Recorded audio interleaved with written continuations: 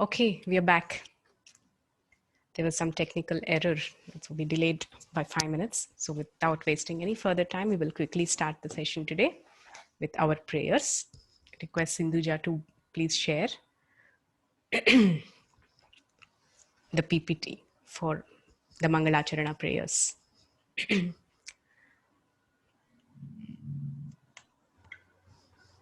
All of us together. Om Ajnanatimirandhasya Jnananjanashalakaya Chakshurunmilitam yena Tasmai Shri Gurave Namaha.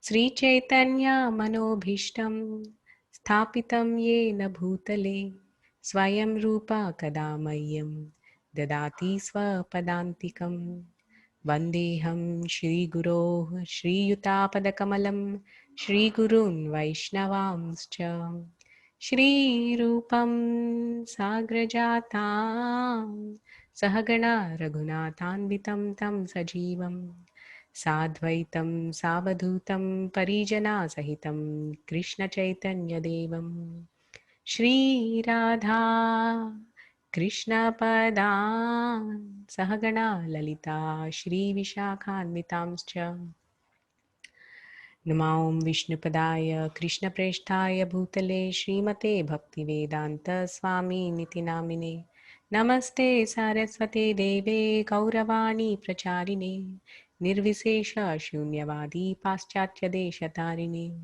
Vanchakalpatarubhyascha Kripa Sindhubhya eva cha Patitanam Pavanebhyo Vaishnavebhyo Namo Namaha. He Krishna Karuna Sindhu Deenabandhu Jagatpate Gopesha Gopika Kanta Radha Kanta Namostate Tapta Kanchana Gaurangi Radhe Vrindavaneshwari Vrishabhanu Sute Devi Pranamami Haripriye Jaya Shri Krishna Chaitanya Prabhu Nityananda Shri Advaita Gadadhara Shivasadi Gaura Bhakta Vrinda Hare Krishna Krishna Krishna Hare Hare Hare Rama Rama Rama Hare Hare. Hare Krishna. So welcome all to the final session on chapter 1 today, the turning point. So we have discussed last week about the reasons why Arjuna did not want to fight. So any of you can quickly recall what are those 5 reasons why Arjuna did not want to fight? Number 1. Compassion for his Vajana. Compassion. Yes. What's the second reason? For his enjoyment. Enjoyment. Yeah, he wanted to enjoy with his family members.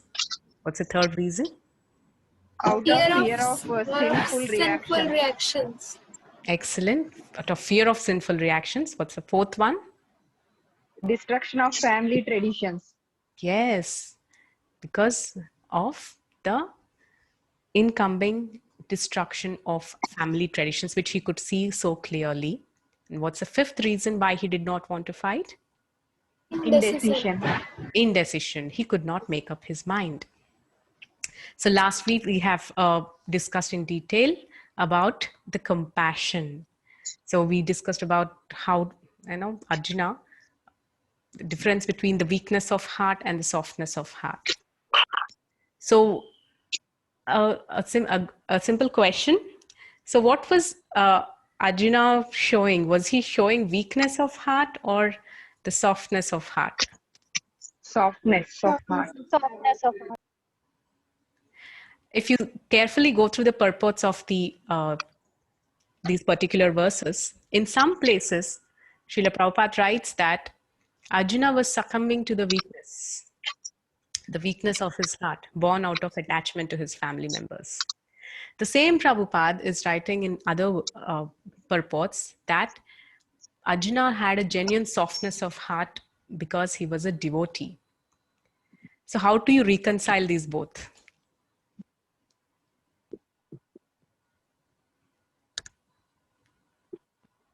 Anybody? Hare Krishna Mataji. Yes. Actually, Arjuna was soft-hearted, but because of Krishna's illusion, he made him to present himself as a weak-hearted, and at the time of war, he was bought into illusion, and he was made to act like that. What is to show the people what is the dharma, like what one have to do at the time of war, like Exactly. it is that. Yes. Yes, Sarita ji. What you said is exactly right. So, what Prabhupada was glorifying Arjuna as a soft-hearted, compassionate, naturally compassionate person is indeed the quality of the heart of Arjuna, who was a pure devotee of the Lord. Devotee of the Lord is naturally an ocean of compassion, Daya Sagara. So that compassion is a natural phenomenon of the beautiful heart of Arjuna. And what is shown as a weakness of heart is a temporary condition that has been brought about because Krishna's Yogamaya has been put upon Arjuna for the time being, and due to which he was bewildered and he came into the grip of family attachment and confusion about his own duty. Because a devotee is never is never put into confusion. He is not confused about what his duty is. He knows what to do.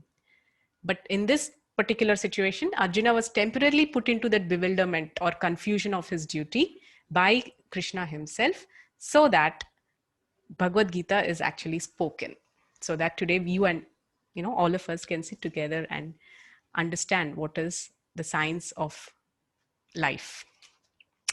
So going ahead, the next reason why Arjuna did not want to fight was, what's the second reason?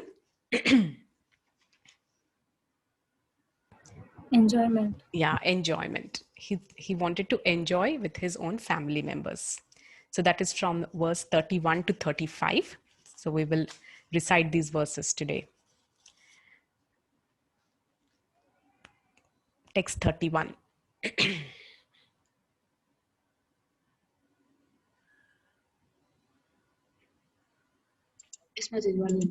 Yeah.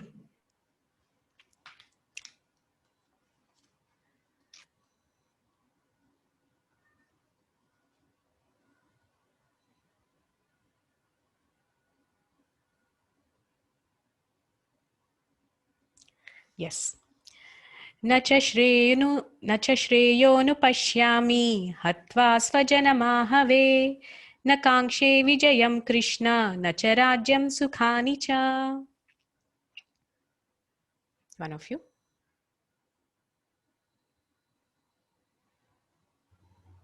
न च श्रेयोनुपश्यामि हत्वा स्वजनामहवे न काङ्क्षे विजयं कृष्ण न राज्यं सुखानि च.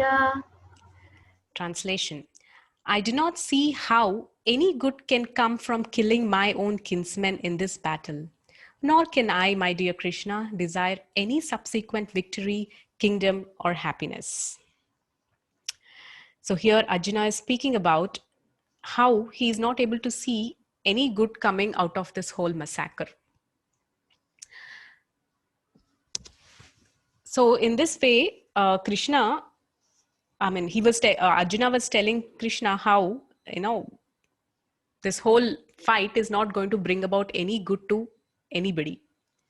Because if you see Arjuna, he's a Kshatriya. One thing I wanted to tell you all here is what we have read is the verse, the Sanskrit. What we have read is a verse. After that, what you read is a translation. Translation means what is written in Sanskrit, that is translated into English. And below that is the purport. Purport is what is given by Swami Prabhupada.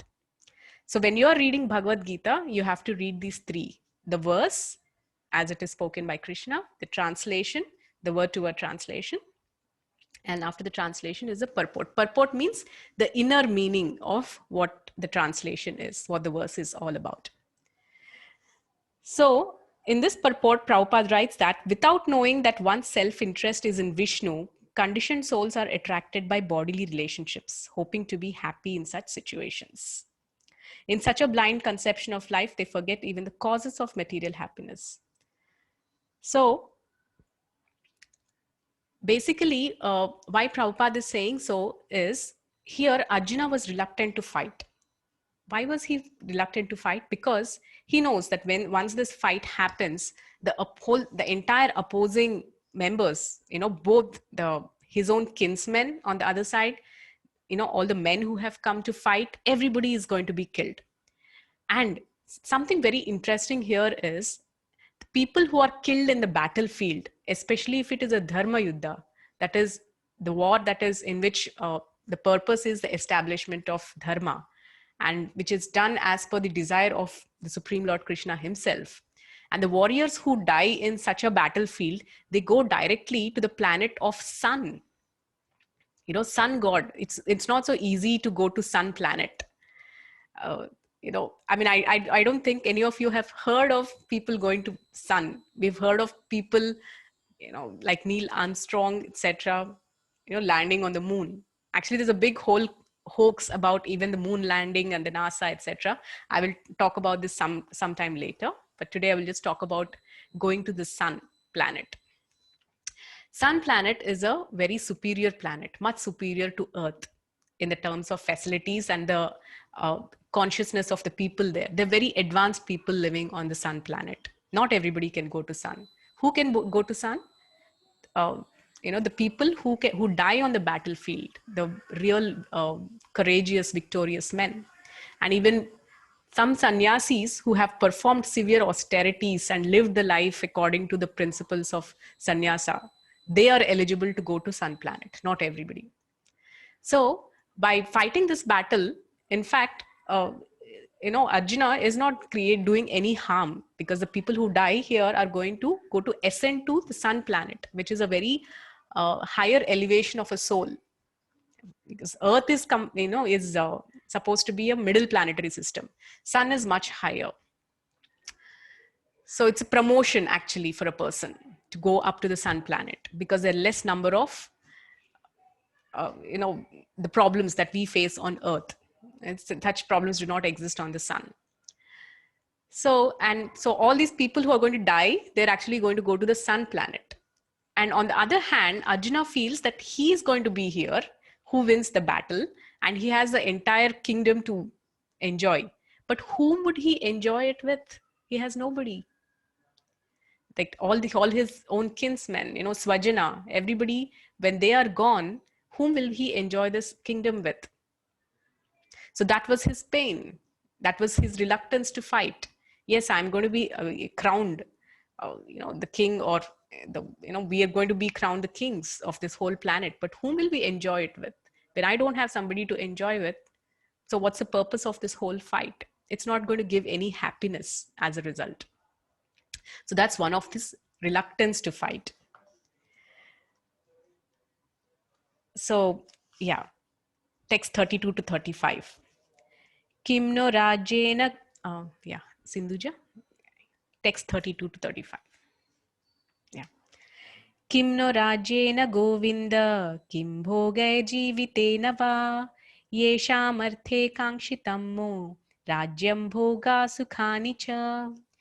त इमेव स्थिता युद्धे प्राणां त्यक्त्वा धनानि च आचार्या पितरः पुत्रास्तथैव च पितामहाः मातुला श्वशुरा पौत्रा शाला सम्बन्धिनस्तथा ये तान् न हन्तुमिच्छामि घ्नतोऽपि मधुसूदन अपि त्रैलोक्यराज्यस्य हेतो किं नु मही कृते निहत्या धातराष्ट्रान्न का प्रीति स्यात् जनार्दन.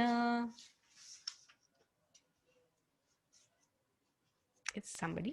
किं नु राजेन गोविन्द किं भोगेर जीवितेन वा येषामर्थे काङ्क्षितं नु राज्यं भोगाः सुखानि च ते इमे अवस्थिता युद्धे प्राणान् त्यक्त्वा धनानि च आचार्या पितरः पौत्रा तथा एव च पितामहः मातुला श्वशुरा पौत्रा शाला सम्बन्धिन तथा एतान् न हन्तुमिच्छामि घ्नत अपि मधुसूदन अपि त्रैलोक्यराज्यस्य हेतु किं नो मही कृते निहत्ते धार्तराष्ट्रान् न का प्रीति स्यात् Janardan. Saumya. Okay, so the translation. O Govinda, of what avail to us our kingdom, happiness, or even life itself, when all those for whom we may desire them are now arrayed on this battlefield? O Madhusudana, when teachers, fathers, sons, grandfathers, maternal uncles, fathers in law, grandsons, brothers in law, and other relatives are ready to give up their lives and properties and are standing before me, why should I wish to kill them, even though they might otherwise kill me?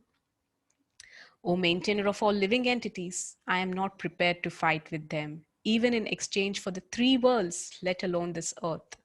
What pleasure will we derive from killing the sons of Dhritarashtra? So here Arjuna is now exploding. He's completely expressing his reluctance to fight. You know, it's just coming out completely. You know, remember sometimes we try to pour out to somebody whom we really are very affectionate with, our near and dear ones. First, it starts with a small expression. Then later, when we start expressing, it starts coming out. So here is Arjuna now pouring out completely, saying that, Govinda, what avail to us are the kingdom like this? So, and happiness or even life itself, when all those for whom we may desire them are now arrayed on this battlefield. What is this battlefield? This battlefield is Kurukshetra. So I think, Kurukshetra. yes, our Saumya is from Kurukshetra. So it's very unfortunate how people call this our Mahabharata, Ramayana, and even Gita as mythology. Do you all know how this word mythology has come from actually? How it was coined? Back in the, history, independence, before the time when British were trying to take hold of India, they have hired people called Indologists. Have you heard this word Indologist? So an Indologist is a person, not an Indian, but he has been assigned the task of going and studying about the culture and different aspects of India. So these people are called Indologists. So one of the foremost of this Indologist is Max Muller. You can Google him. And so this Max Muller, what's his job? Along with other people, one of the foremost is Max Muller. Their job is they came to the Brahmanas of India, who were all well versed with the literature, the scriptures, and they have studied under these Brahmanas, and they have learned Sanskrit. And after studying the entire Vedic literature from these Brahmanas, they started writing the whole scriptures in their own, with their own interpretation. So these people are basically good at Sanskrit, but they give their own interpretations to the Shastra, because that was how they wanted to weaken the Indians' faith in their own spiritual heritage. So this was a very planned move by them to catch, to get the hold on India. Because India was so, it was very difficult, it was impossible to invade India otherwise, because it's such a cultural richness and spiritual heritage. The only way to attack such a nation is by showing the people, weakening the faith of the people in their own scriptures and in their own traditions. And how they did that? It's by hiring these Indologists. And Max Muller is one such crook. Actually, he's from Germany. So he did this job of actually studying all this Ramayana, Mahabharata, all the scriptures, and then trying to give in his own interpretations. So how giving such interpretations can actually be wrong if you're not coming in a parampara of devotion is like, for example, I will tell you, in Sanskrit, one single word can have different meanings in different situations. For example, the word aja. Aja can mean unborn, one who has no birth. That can be aja. Another meaning of an aja can be a goat. So where this aja means goat, where it is, its meaning is unborn, it can be deciphered by a person who is coming in parampara and who has himself learned from a bona fide guru. But when this same knowledge is gone into the hands of unscrupulous people, they misinterpret and they give their own interpretation. and thereby, they kind of uh, try to promote in a wrong way the whole scriptural understanding of the Shastras. So that's how they kind of did this whole thing, and they coined this term, the mythology. It's coming from the word myth. That means it has never happened. But itihasa, the word itself means it so happened. That means it's the history, how it has happened. It happened 5,000 years ago. There are so many evidences that the whole Ramayana and Mahabharata have indeed taken place. The place is Kurukshetra. The Kurukshetra is still existing, where the whole battlefield has taken place. There is the place called Jyotisar. Jyotisar is a place where Krishna has actually spoken Bhagavad Gita to Arjuna. And in fact, the place, the beautiful city of the Dwaraka that was excavated under the sea near Gujarat, it holds so many wonderful proofs and evidences of existence of a great civilization that was 5,000 years back. The exact archaeological calculation happened. Many interesting things. I can share with you some of these videos. In fact, there is a seal, like just like how if you enter into your if you enter into your Infosys or your company, you have an ID card, right? And you swap it, and then you're given your entry into the company. Similarly, like in those days, they had a Rajamudra, a particular seal. So the Rajamudra of this, the Pandavas, they had it's described in the Mahabharata. And the similar seal was found actually in the excavations at these places. So what was given in the scripture was found in the due course of excavation of these places. So very interesting facts. Also there's something called the astrological calculations, the calculations of time. By calculating the astronomy and astrology, they actually predicted that indeed 5,000 years back, all the stars and the planets have come together in a very unique constellation that indicated a massive world war. And when you calculate it, it exactly dates back to the time when this Mahabharata has occurred. So that in fact, many such evidences that indeed Ramayana and Mahabharata have taken place, and these are all histories and certainly not mythologies.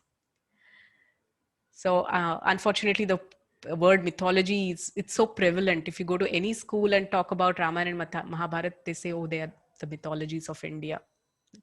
It's certainly not a myth. It's just history. That's why they call epic histories of our great India.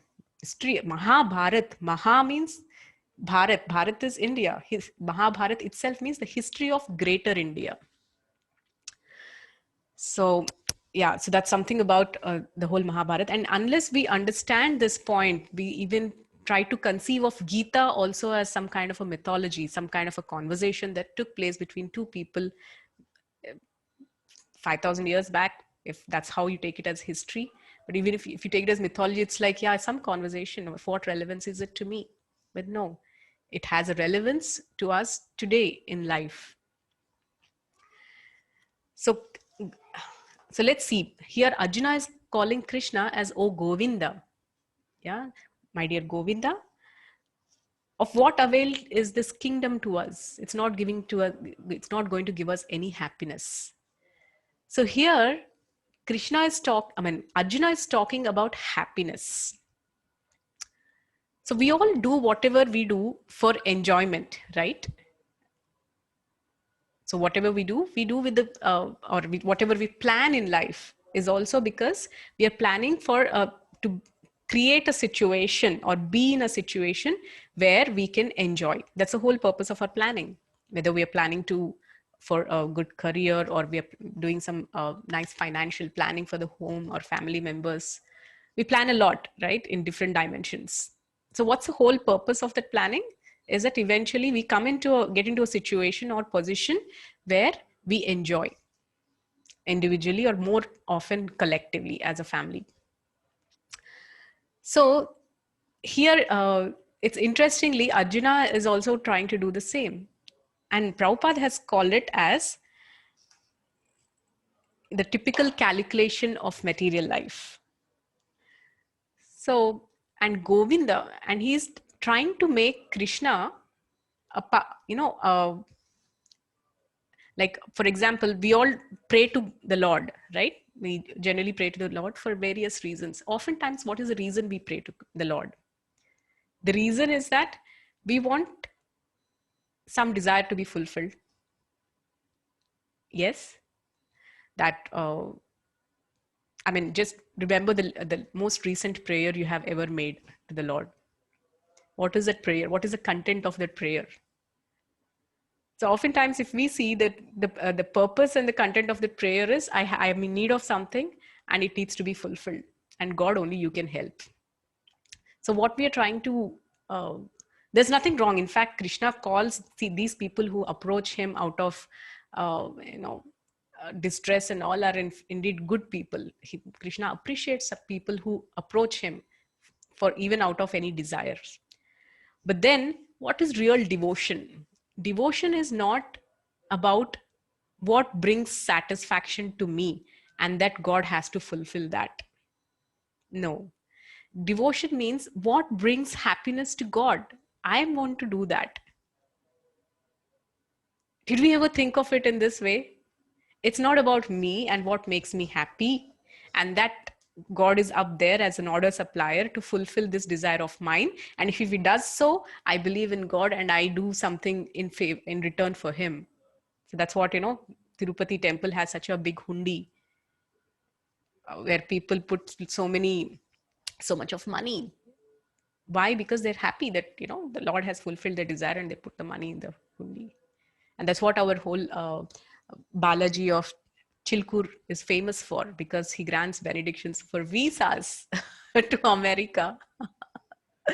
And people do 108 pradakshinas as a reciprocation of love, because he has fulfilled the desire for me to fly to the West. I mean, sometimes I'm amazed how people just brand God for certain desires. Yeah. So, but that's not exactly what devotion is. Devotional service or bhakti is satisfying the senses of the Lord. That is, it is about what pleases God and serve him. Just as Hanuman, he was always immersed in trying to understand how to please Lord Ram. And he did everything under the sun to please Lord Ram. And in the process, his entire potential came into the picture. And till date, he's worshipped for his exclusive and excellent devotion for Lord Ram. That's devotion. His, total absorption is how to please Ram. And that is the secret for everlasting happiness. As long as we are thinking about our own happiness and we want to make God the order supplier for our happiness, such happiness does not last long.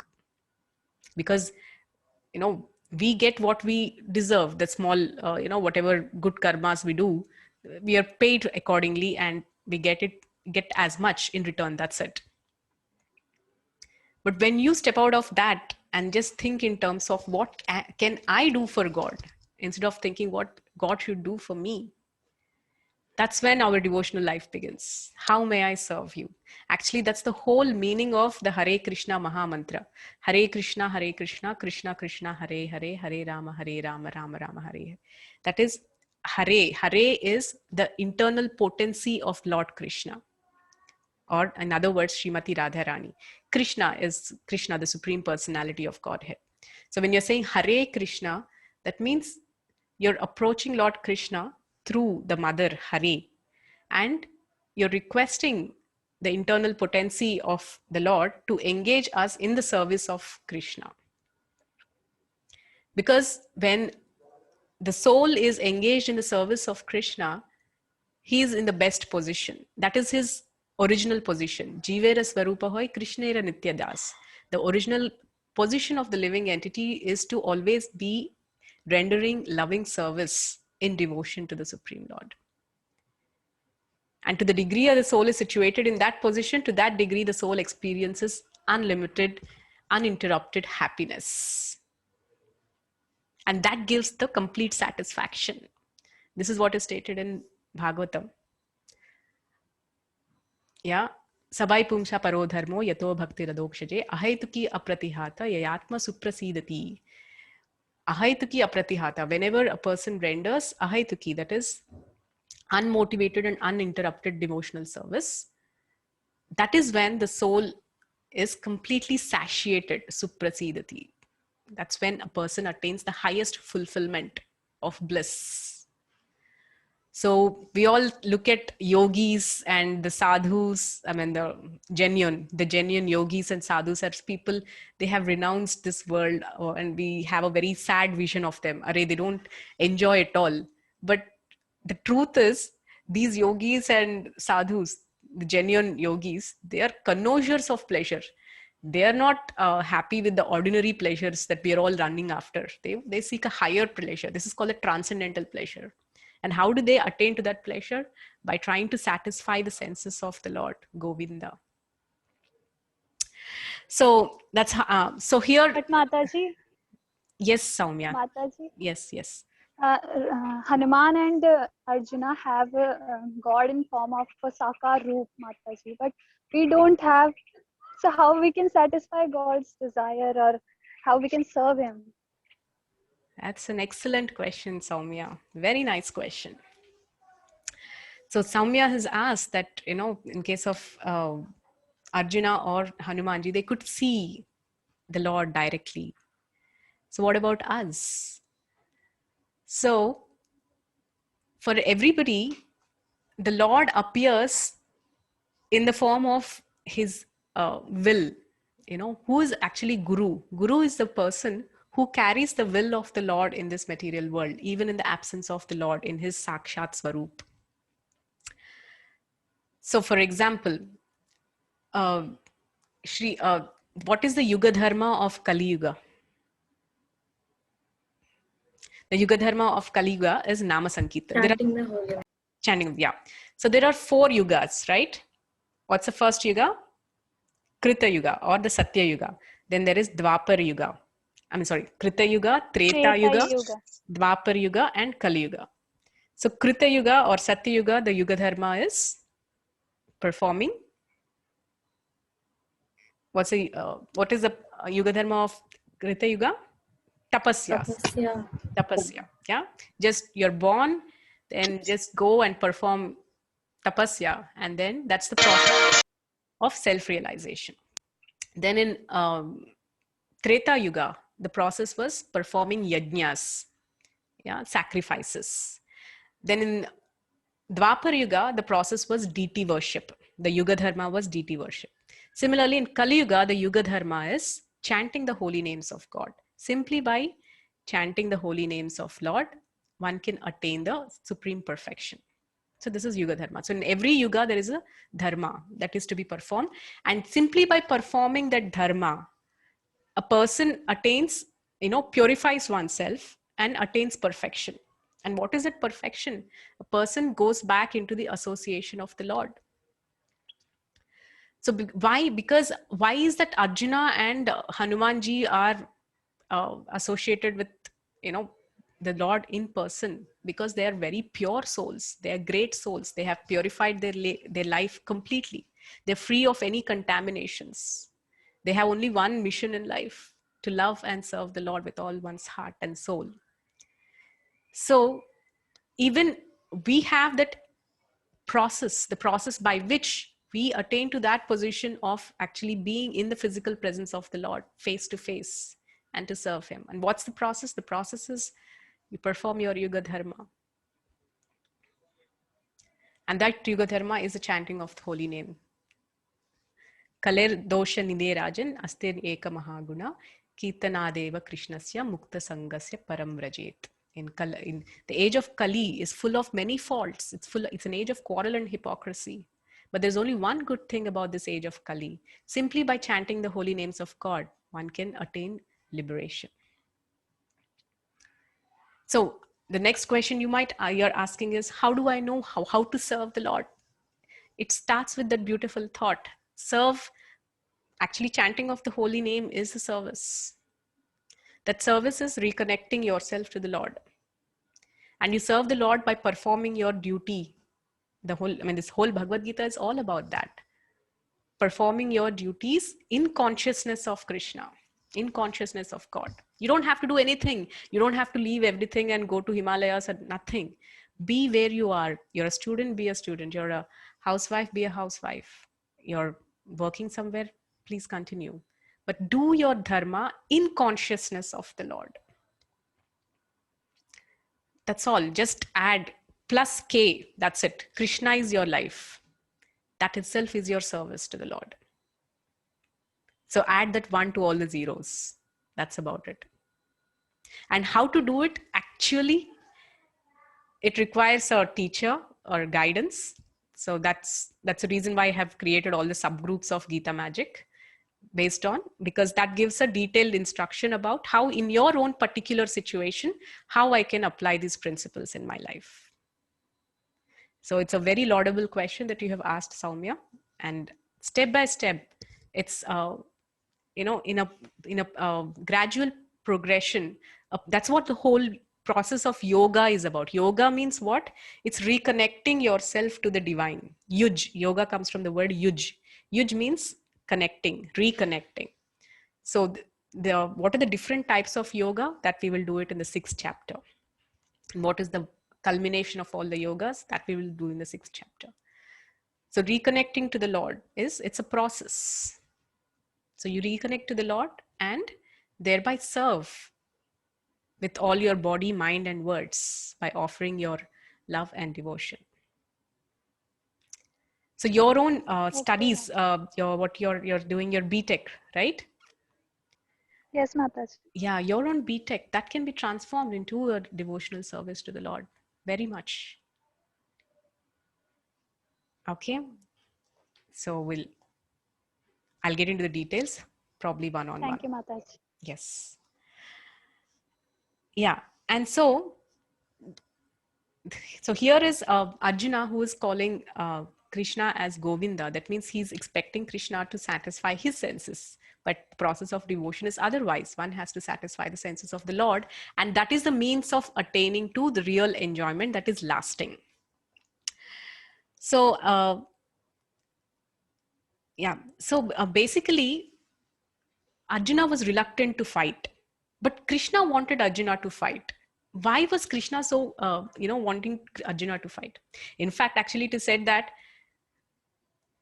even before the war has started, the whole Kurukshetra war has started, everybody present over there who was meant to be killed was already killed by the mere sankalpa of Lord Krishna. It did not take somebody, the whole weaponry and everything. Krishna has killed everybody much before the beginning of the war, before, by his mere sankalpa.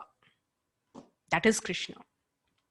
And Arjuna were to just become a instrument, nimitta matra bhavasavyasachi. This, we will read this in the later chapters of Gita, interestingly. So why Krishna wanted this fight to happen?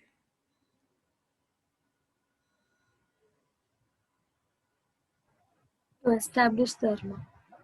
Yeah, to establish dharma. So basically, one very interesting thing about Krishna is he's very, very protective about his devotees. If somebody causes harm to his devotees, the devotees are very forgiving by nature. They might forgive them, but Krishna never forgives them. Even if you cause offense to him, he will forgive you. But if you cause offense and hurt to his devotees, he, vanquishes such a person. This example is Prahlad Maharaj. Hiranyakashipu, how much he tortured the small little boy. He threw him from the cliffs. He threw him in the pit of snakes. He threw him in the fire. He gave him deadly poison. Such a small boy, he tried to kill him in so many ways. So, he finally appeared in his Ugra Rupa, very ferocious form, and he just ripped him open. He killed him. And while Prahlad wanted his father to be forgiven. Lord Narasimhadev, he just killed him, he finished him. So he will not forgive a person who offends his devotees. And how much of offenses were committed against the Pandavas, and how much of offense was committed against Draupadi, his dear devotee. So Krishna wanted this fight to happen and bring an end to these evil-minded people. Text 36. Papam evashtrayedasman hatvaitanattatayina tasman narha vayam hantum dhattarashtran sabandhavan swajanam hi katham hatva sukhina syama madhava.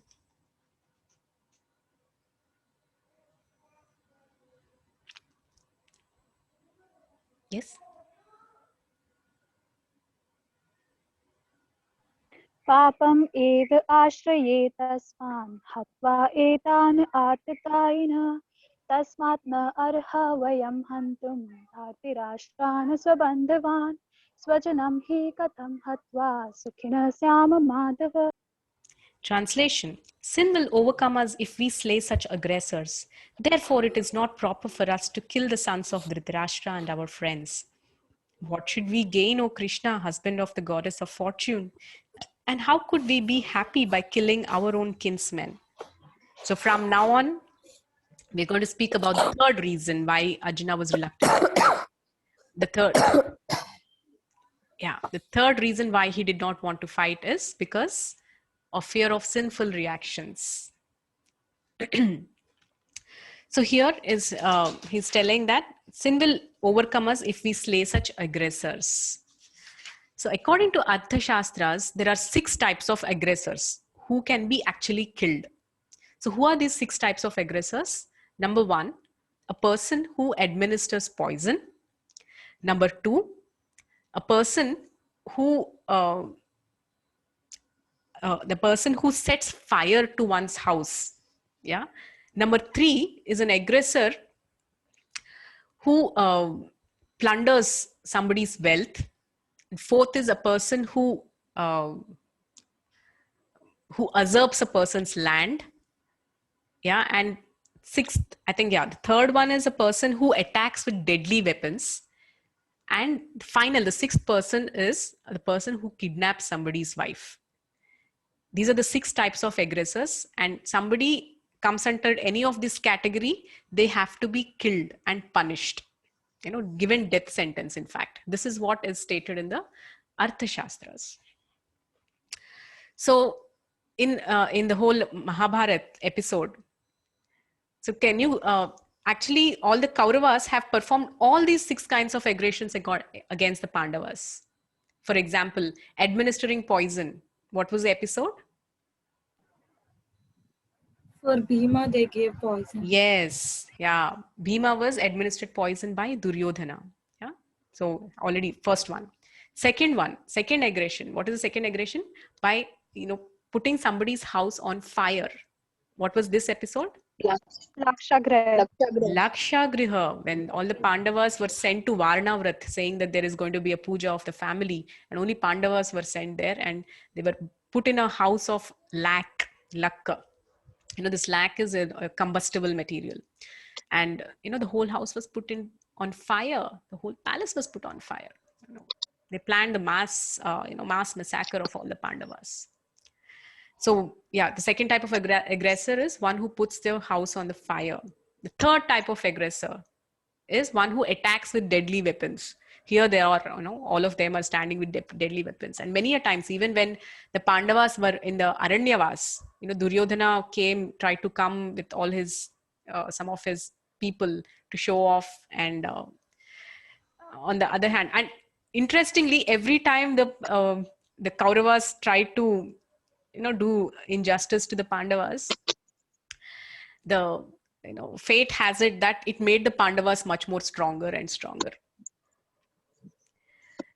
So that was when that was when they tried to attack with the deadly weapons. 4th is when they when other person, he takes away all the wealth. When did this happen?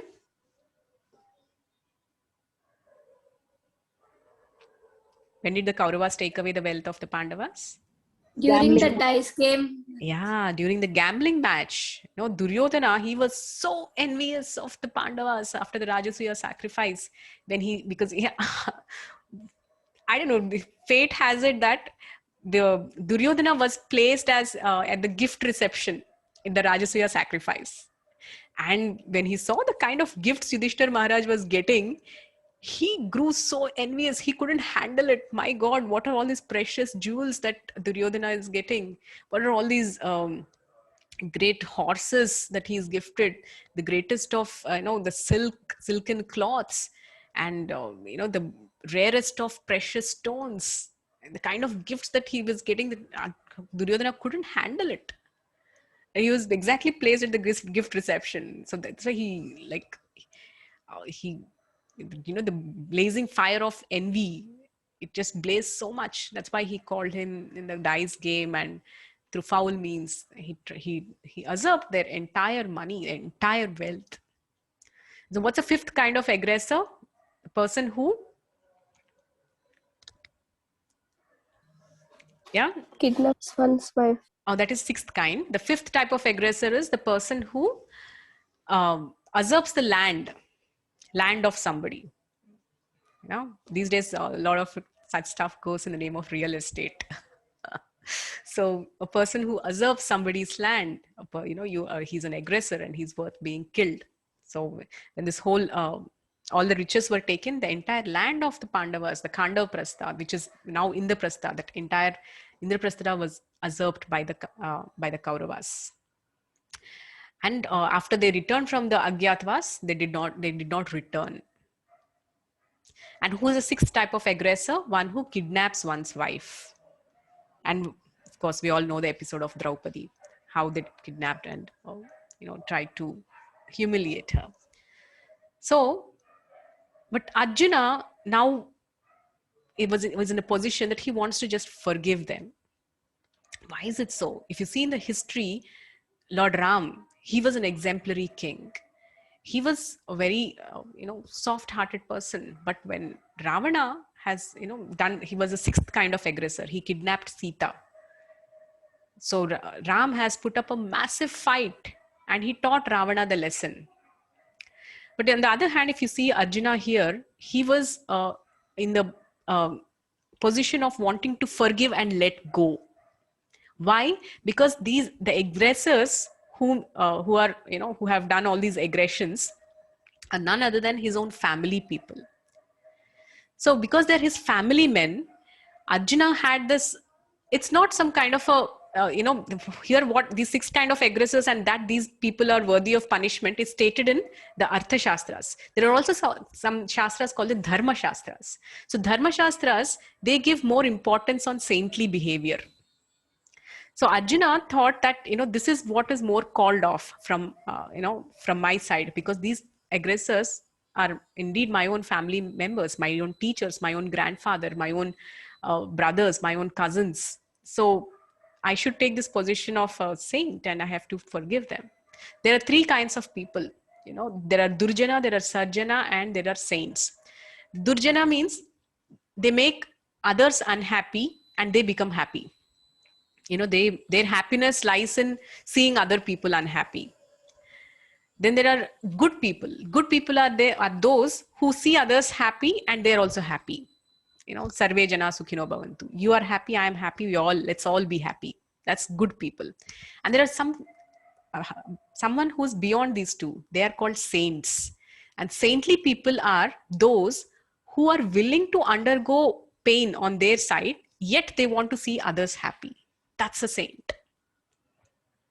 And Arjuna was such saintly devotee.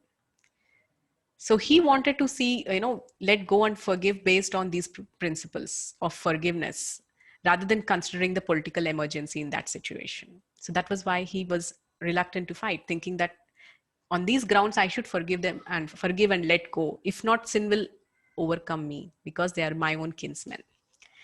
Yes, 37-38, quickly. यद्यप्येतेन पश्यन्ति लोभोपहत चेतसा कुलक्षय कृतं दोषं मित्रद्रोहे च पातकं कथं न ज्ञेयमस्माभिः पापादस्मान् निवर्तितुं कुलक्षय कृतं दोषं प्रपश्यद्भिर्जनार्दन.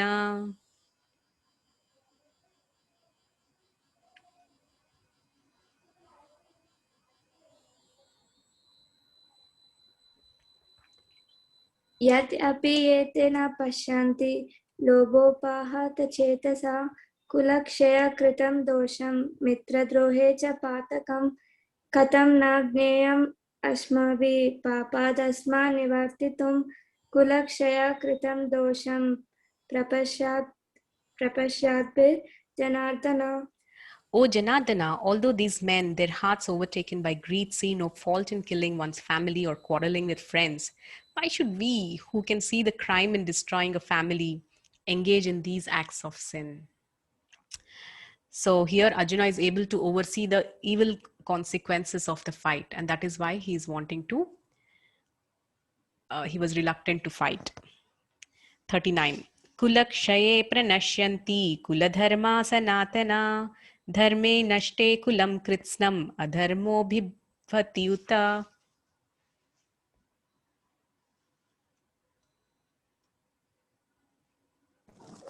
कुलक्षये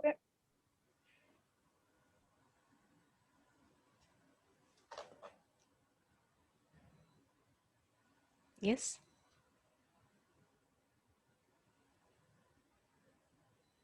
Yes, Soumya, you were reciting. कुलक्षये प्रणश्यन्ति कुलधर्मा सनातना धर्मिनष्टे कुलधर्म कृत्सन्नम् अधर्म अभिभवति youth. Yeah. With the destruction of the dynasty, the eternal family tradition is vanquished, and thus the rest of the family becomes involved in irreligion. So from here onwards, we are discussing about D, the destruction of family traditions. So we're done with 3 reasons. There's a 4th reason. The 4th reason is destruction of family traditions. What Arjuna is telling is, because of this war, all the elderly members of the family are going to die. And if the elderly members of the family are going to die, what will happen to the family traditions? There will be no one to oversee the family traditions being carried out. Like for example, in our own families, we see, right? We have certain family traditions, like in Telangana, Odibiyam. Or in our Andhra and Telangana, famous is the Varilakshmi Vrata, where all the women worship goddess Lakshmi, to bestow good relationships or good opulence, good prosperity. In fact, unmarried girls do worship to, begging for a good husband. These are all nice family traditions that is coming, from generations to generation. Yeah, and these traditions have to be protected. Who generally protects them? The elderly members of the family. And we see more and more in like in nuclear families who are not connected to their parents, these traditions are not really taken forward. Yeah.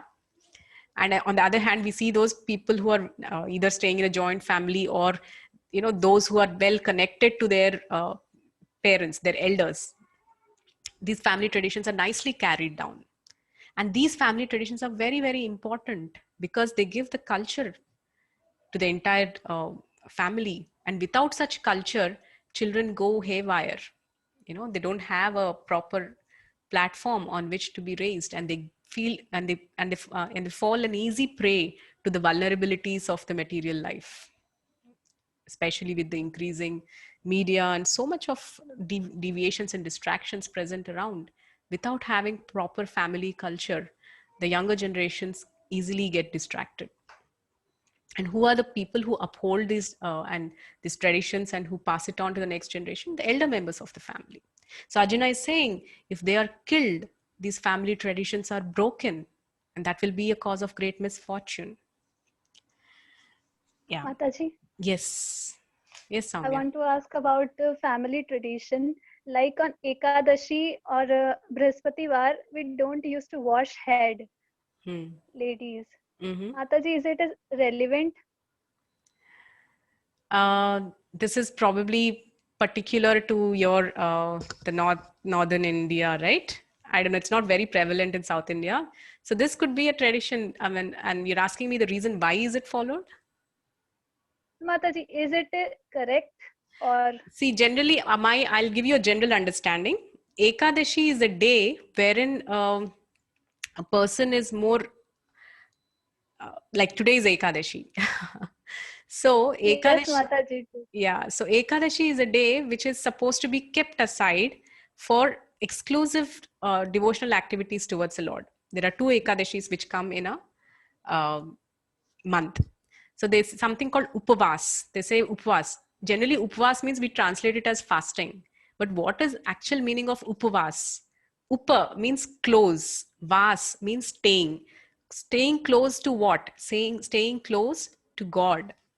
So on Ekadashi day, what is suggested is certain, like we generally take off from all the material activities. In fact, that is why you say on Ekadashi day, one should not cut your nails or cut your hair, because that's something, in a way it is indicating, do not put in your time in all these things. Ekadashi is a day and time wherein you have to involve in upavas because it's staying close to the Lord. And also you refrain from eating grains and all that, because the body and mind it should not be in an enjoying propensity. It should be in the propensity of completely fixing your consciousness on the worship of Lord. So this is some of the reason why these traditions are prevalent in certain places. In fact, some of these are given in the scriptures also. Okay. Yeah. So yeah, that is why the elder members of the families are very important. Adharmabhibhavat Krishna pradushyanti kulastriya strishu dushtasu vashneya jayate varna sankara.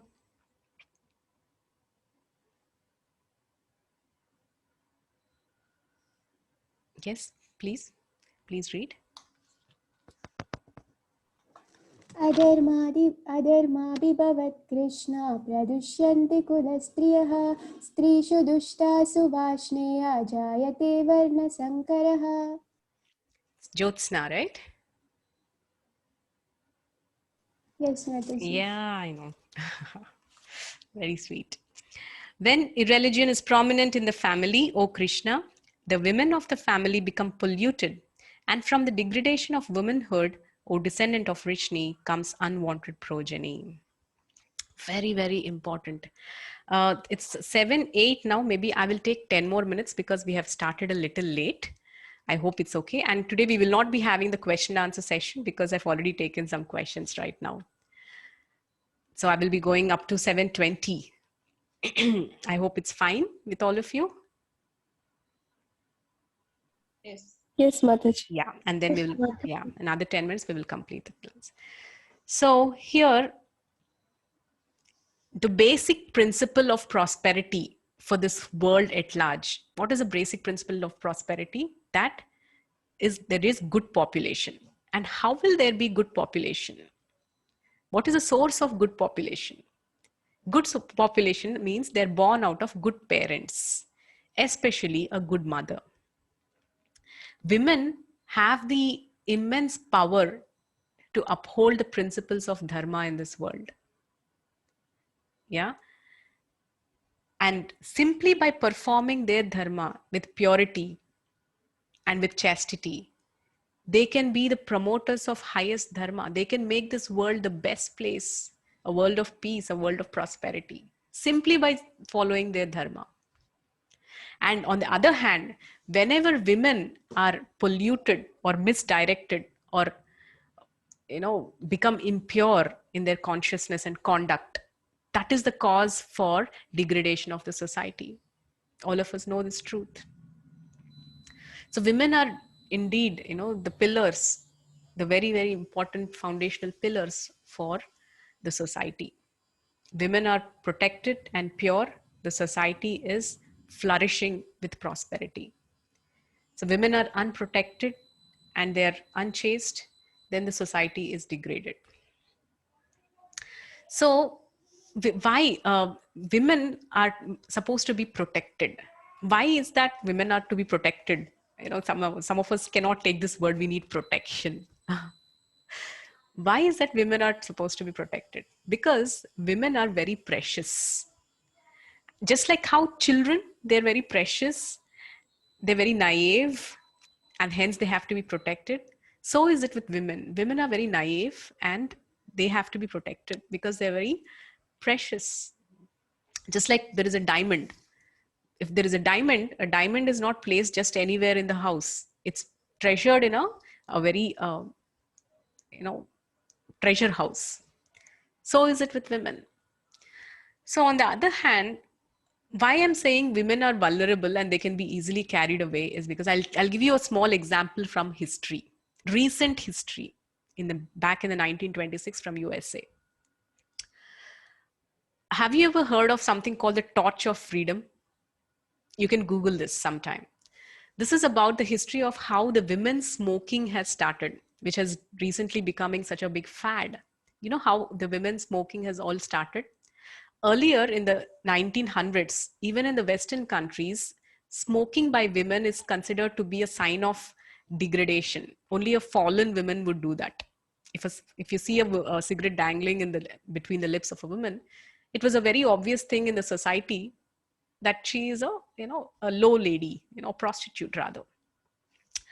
But then later on, what happened is there is this tobacco industry. There was a big tobacco company, and they thought that they're missing out on a major market, because that means it was common that men used to smoke and generally women do not smoke. So they thought, array, 50% of population, we're losing 50% of the market because women are not smoking. So somehow we have to get the women to smoke and our sales will really increase. This was the thought of the business analyst. You can, if you Google, you'll also find his name. There was a psychoanalyst. His name is Mr. Bill. So he came up with this idea. He coined this idea. Many of these companies, they have highly placed psychologists and psychoanalysts to market their products because they exactly know the nerve of the society. So what this guy has done, this psychoanalyst did is, so at that time, the women, it was during the time of World War I. So at that time, there was this tension for equal rights. So what he did is they hired the best of the models of those times, the Hollywood models. And there was something called an Easter parade. This happened in the year 1929. Easter parade. Parade means everybody used to just walk. So he hired some best of these models and they gave them all some long cigarettes and they called it the Torch of Freedom. And they said that if you're smoking these cigarettes, that means it's a sign of equality with men. So these models, yes, they took these long cigarettes and they started walking on this parade, Easter parade, and showing a promotion that, yes, we are smoking. That means we are also equal to men. We are as good as men. These days, a lot of these things happen, right? Equal rights. So we are equal to men. So after that, the sales of cigarettes have increased like anything. They hit those targets like never before. Their sales doubled because all women also started purchasing, because from then on, they started seeing cigarette as a sign of equality with men. So and the whole saga continued ever since. But this is the history, how it all started, the women smoking. So this is how it happened. The women were so vulnerable that people just encash on their weakness and they promote certain things, and women get carried away because in the name of wanting something, just like how children can get easily carried away, that's how women are, soft and vulnerable. So that is why it is said that women have to be protected. And Arjuna is saying, when all these men in the battlefield are killed, the women will be left without husbands, and because of which illicit relationships happen, and the kind of progeny that are brought out of such women will actually pollute the society. Yeah, so that's what Arjuna is telling. Then text 41, quickly. शङ्करो नरकायैव कुलघ्नानां कुलस्य च पतन्ति पितरो ह्येषां लुप्तपिण्डोदकक्रियाः.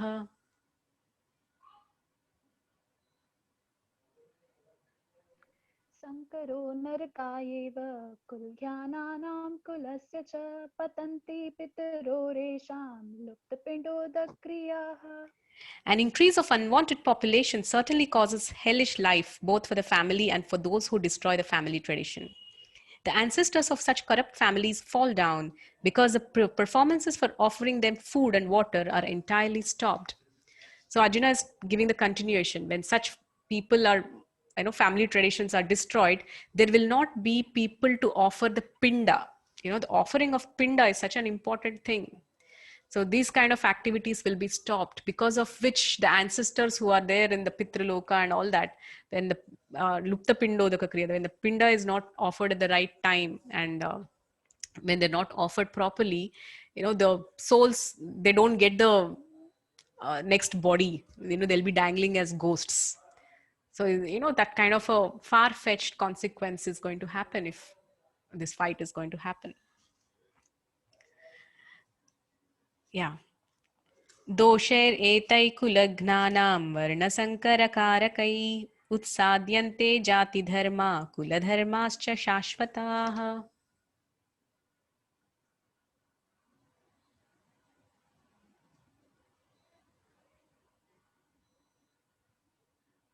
Quickly.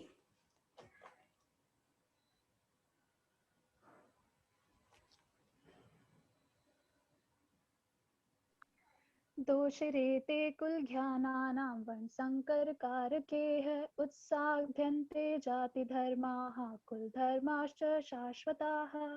By the evil deeds of those who destroy the family tradition and thus give rise to unwanted children, all kinds of community projects and family welfare activities are devastated. So it's further how this kind of a Varna Sankara. Varna Sankara means there is something called Varnashtam and Varna Shankara. Varna Shankara means the progeny that is born out of, illicit affairs. So, it's very obvious. If you see the criminality in the West or in India, how are criminals born? If you go to the root of it, they're born out of families where there is no proper bonding. That's nothing but the simple understanding of Varna Sankara. Whenever the parents are, nice and loving and there is a good family, certainly the children born out of who come out of such family, they cannot get into something called criminality. Criminality happens because they are born out of irresponsible parents.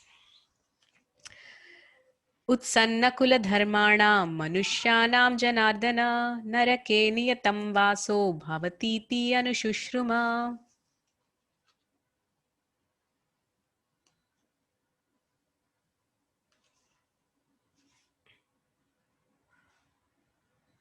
चलो. उत्सन्नकुलधर्माणां मनुष्याणां जनार्दन नरके नियतं वासो भवतीत्यनुशुश्रमा. O Krishna, maintainer of the people, I have heard by disciplic succession that those whose family traditions are destroyed dwell always in hell. So this is what is going to happen. Arjuna is not telling his own understanding. He's quoting from the Shastras. If somebody's family traditions are destroyed, they always dwell in hell. It is written in the Shastras. So he's giving proper authority to his statements, Arjuna here. So from now on, the final reason why Arjuna is reluctant to fight is his indecision. This is in the next two verses that is expressed. Aho bata mahat papam kartum vyavasita vayam yad rajya sukha lobhena hantum swajanam yudyataha. Aho patmahat papam kartum vyavasita vayam yat rajya sukha lobhena hantum swajanam udyataha. Alas, how strange is it that we are preparing to commit greatly sinful acts. Driven by the desire to enjoy royal happiness, we are intent on killing our own kinsmen. So this is from where Arjuna is trying to weigh his motives. Are they correct or are they wrong? His indecision begins. Yadi mama pratikaram ashastram shastrapanayah धातराष्ट्रारणे हन्युस्तन्मे क्षेमतरं भवेत्.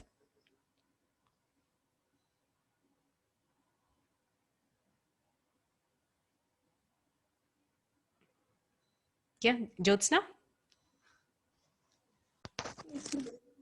यदि माम प्रतीकारं शस्त्रं शस्त्रपाणया धार्तराष्ट्रारणे हन्युस्तन्मे क्षेमतरं भवेत्.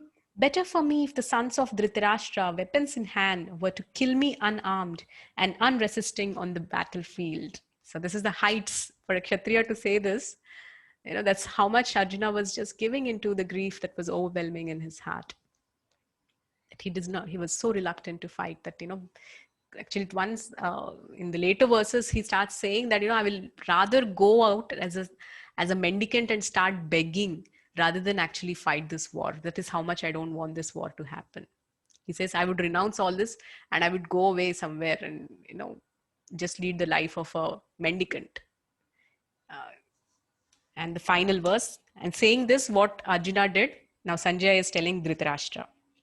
Sanjaya uvacha evam uktvajunah sankhye rathopastha upavishat visrijya sasharam chapam shokasam vignamanasah. एवमुक्त्वा Arjun साङ्ख्ये रथोपस्थिते उपाविशत् विसृजयेष शरं चापं शोकसंविघ्नमानसः. So visrijya sasharam chapam, that means having put aside his arrows and the bow. Saying this, Arjuna has just put aside his bow and arrows and he said that I cannot fight. Sanjaya said, Arjuna, having thus spoken on the battlefield, cast aside his bow and arrows and sat down in the chariot, his mind overwhelmed with grief. So everything started with, the Gita has started with the two battles coming together. Yeah, the two armies coming together. And then Arjuna, Krishna has taken Arjuna to the forefront in between the two armies to show whom he has to fight. The whole preparations of war has happened, the massive preparation. And Arjuna, after all that, he sees the whole enemies and he says that I don't want to fight. It's like you have made massive preparations and taken your child to school and he says, I don't want to go to school. So Arjuna is saying that now I don't want to fight. So in this purport, Prabhupada beautifully writes that so all the reasons that Arjuna has given, if you see the origin of it, they're all stemming from his compassionate heart. See, because he has given more importance to Dharma Shastras, because he was a saintly person and he was overcome with compassion for all these men, not just his own Swajana, but all the people who are assembled right in front. And he's trying to oversee in the light of Shastra what is going to happen to the future. So this is a sign of a very mature and saintly devotee, that he's trying to, weigh the pros and cons before acting. So saying all this, he has expressed his reluctance to fight. And Prabhupada writes that this soft-heartedness of Arjuna is actually the very qualification he has to receive the knowledge of Gita. That is the qualification of Arjuna to receive the Bhagavad Gita. Because he was like that, because he was so, soft-hearted, compassionate, and wanting to forgive, but of course at the wrong time. So he was eligible. The qualifications to receive Gita, Bhaktosi me sakha cheti. One should have that relationship with Krishna and one should be a devotee of Krishna. That is why Krishna gave the transcendental knowledge to Arjuna, and that's how he understood the essence of Gita. So this is a turning point of the Gita, where Arjuna has left everything and he said, I do not want to fight. So this is where actually the whole conversation of giving the Bhagavad Gita begins. So thank you all very much. I will take questions if there are any. One question, it's already 7:20, I think 7:25. I think I will stop here. If there are any questions, you can post it in the group. Okay. So thank you all very much. So we have completed chapter 1 of Gita. From now onwards, the second chapter, contents of Gita summarized. We will do the second chapter in 4 sessions. The acronym of the second chapter is Gita, Gita. So with the second chapter, next week, we will meet again. So thank you all. Srila Prabhupada ki Jai. Thank you, Mataji. Thank you, Mataji. Thank you all. Hare too. Krishna Mataji, thank you. Thank you, Mataji. Thank you all too. Thank you, Mataji. Thank you, ma'am. Thank you. Thank you, Madhumita. Thank you, ma'am. Thank you, ma'am. Thank you. Thank you all. Thank you, Anishka. Anishka, Soumya is your friend, right?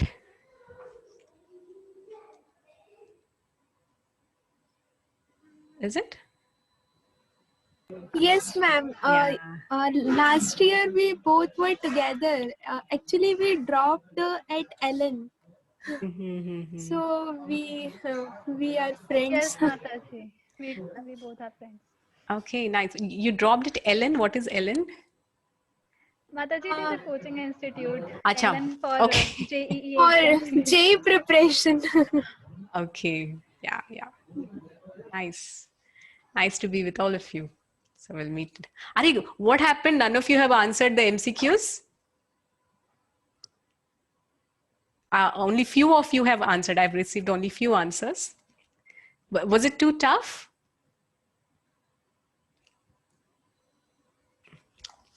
Okay, you can try this week, okay? There are only few MCQs, which will be, you all have received, right? In your respective groups? Madhumita, you received, na? Yes, ma'am. I thought I should just go through it. No, it's for answering.